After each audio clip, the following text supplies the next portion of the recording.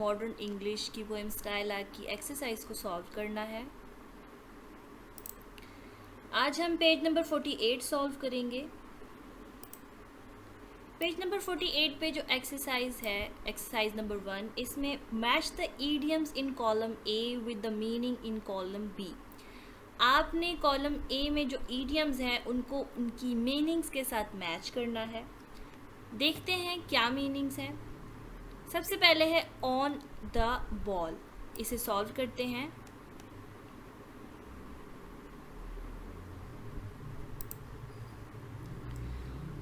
On the ball जो है वो मैच होगा to be alert well informed, ये जो यहाँ पे फोर्थ स्टेटमेंट है उसके साथ। ऑन द बॉल का मतलब ये होता है कि ऐसा शख्स, ऐसा बंदा जिसे अच्छे तरीके से मामलात का पता हो और वो अलर्ट खड़ा हो। जैसे हम कहते हैं अगर कोई जंग की कोई वॉर होने लगी है तो हम कहते हैं the army is on the ball, army जो है वो अलर्ट है।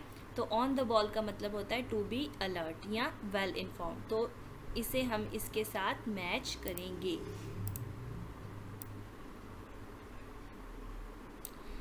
नेक्स्ट है on the mend. On the mend का मतलब होता है to be recovering after an illness, मतलब कि अगर कोई बंदा बीमार है, कोई पेशेंट बीमार है तो हम कहते हैं कि ही इज़ और शी इज़ ऑन द मेंड, मतलब कि अभी वो बीमारी के साथ बीमारी के बाद रिकवर होना शुरू हो गया है। तो हम ऑन द मेंड को मैच करेंगे टू बी रिकवरिंग के साथ।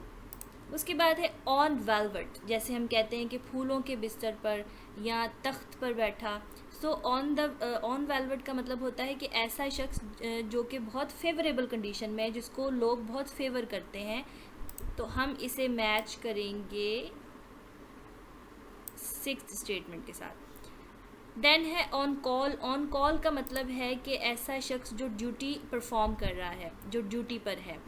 जैसे हम कहते हैं ना the police is on call, police जो है वो ड्यूटी पर है। तो हम इसे मैच करेंगे थर्ड स्टेटमेंट के साथ। फर्दर है ऑन एज।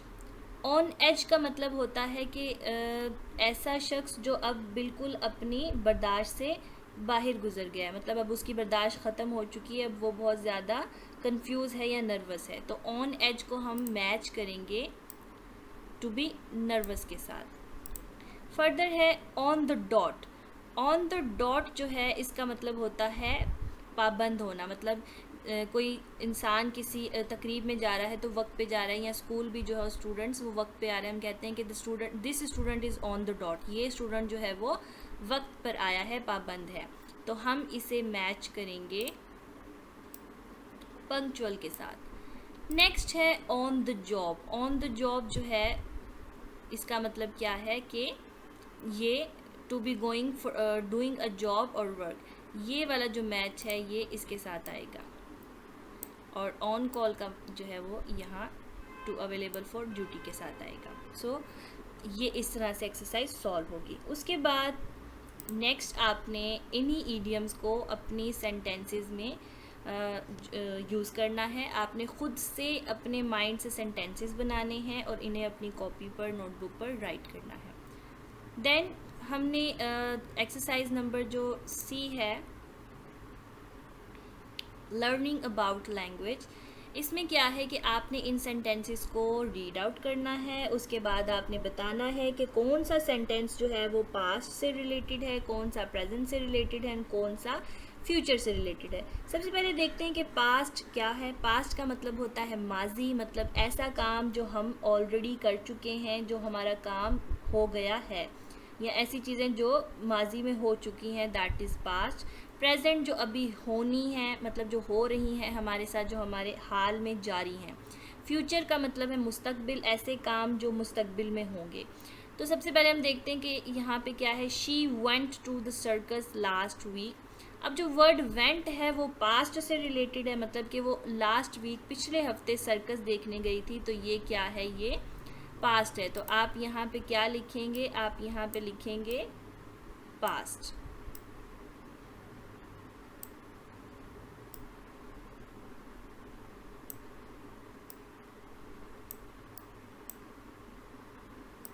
फर्दर हम इसे यहाँ नोट्स में सॉल्व करते हैं। उसके बाद है she usually goes to the circus when it comes here. वो अक्सर सर्कस में जाती है जब वो यहाँ होती है। और ये है तो यहाँ पे क्या आएगा, प्रेजेंट आएगा, तो आप यहाँ पे प्रेजेंट लिखेंगे। उसके बाद है what is she doing now, वो अब क्या कर रही है। ये भी इस प्रेजेंट की बात हो रही है, तो हम यहाँ पे लिखेंगे प्रेजेंट कॉन्टिन्यूस। उसके बाद शी डूइंग हर वॉशिंग, वो अपने जो बर्तन वगैरह है या कुछ कपड़े वगैरह धो रही है, तो ये भी प्रेजेंट है, अभी काम जारी है, तो यहाँ पे हम क्या लिखेंगे, प्रेजेंट कॉन्टिन्यूस।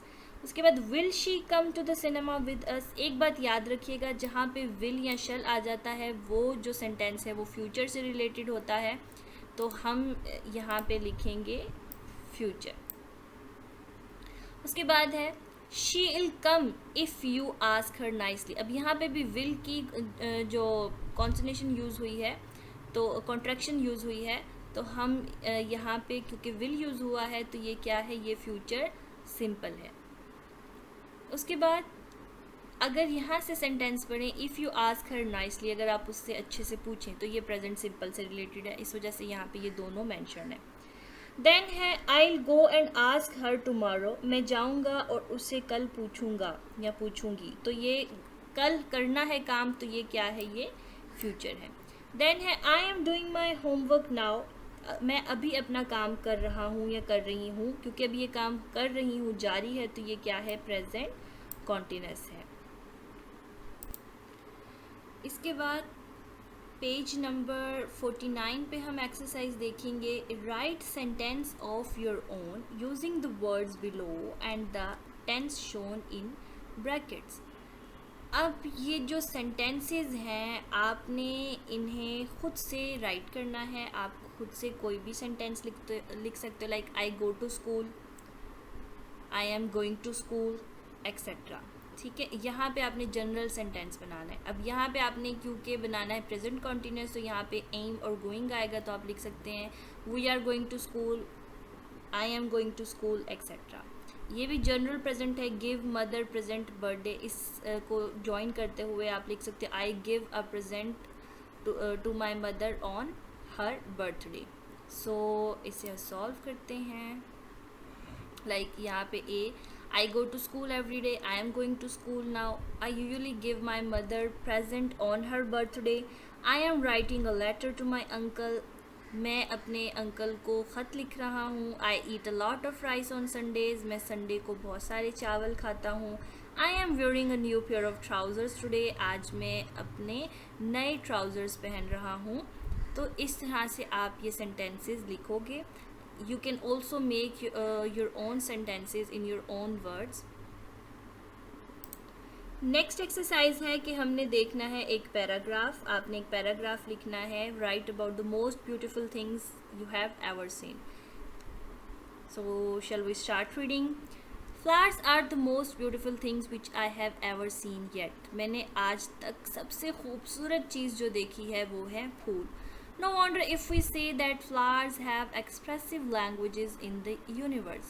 कहते हैं कि इस बात में कोई भी हैरत नहीं होगी अगर हम ये कहें कि फूलों में बहुत सी एक्सप्रेसिव लैंग्वेज है पूरी कायनात में।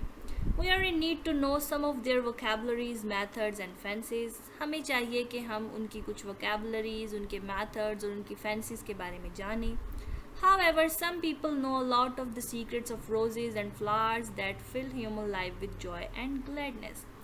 जबकि बहुत से लोग जो हैं वो सारे सीक्रेट्स जानते हैं रोजेज़ और फ्लावर्स के, जो कि इंसान की ज़िंदगी खुशी से भर देती है।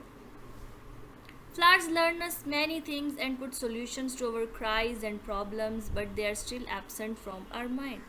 फूल हमें बहुत सी चीज़ें सिखाते हैं, हमारी मुश्किलों को हल करते हैं, हमें खुशी देते हैं, हमारे दिमाग को सुकून देते हैं, लेकिन फिर भी हमारे दिमाग में फूल क्यों नहीं आते, मतलब कि हम फूलों का ख्याल क्यों नहीं रखते।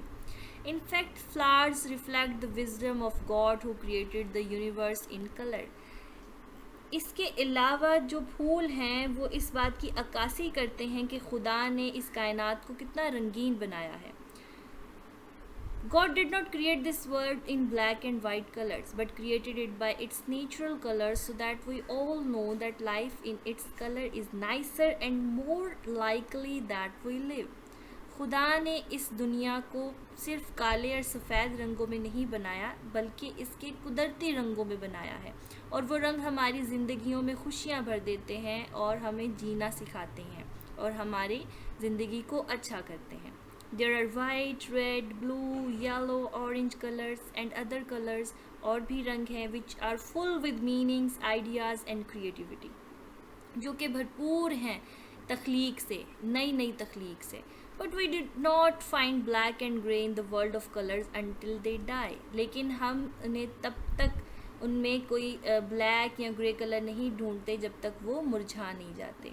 Hence I think that we have to live this life with its nature and numerous colors. हत्ता कि हम ये सीखते हैं कि हमें अपनी ज़िंदगी कुदरती तौर पर और कुदरती रंगों के साथ जीनी चाहिए. टू कंक्लूड, इसके बाद आखिर में the flower has the most expensive value. फूल सबसे महंगी कीमत रखते हैं, मतलब कि सिर्फ पैसे की कीमत नहीं, वैसे भी ये बहुत ज़्यादा कीमती होते हैं. An expression of joy in the most beautiful image and an expression of love, और मतलब एक खुशी की झलक और एक खूबसूरती की झलक, मोहब्बत की झलक जो है वो इसमें नज़र आती है. Which is the symbol of sense, simplicity and tolerance, जो कि निशानी है समझ बूझ की, सादगी की और बर्दाश्त की. So this was the paragraph that the most beautiful things which I have seen. This was all about today's video. Thank you for watching the video.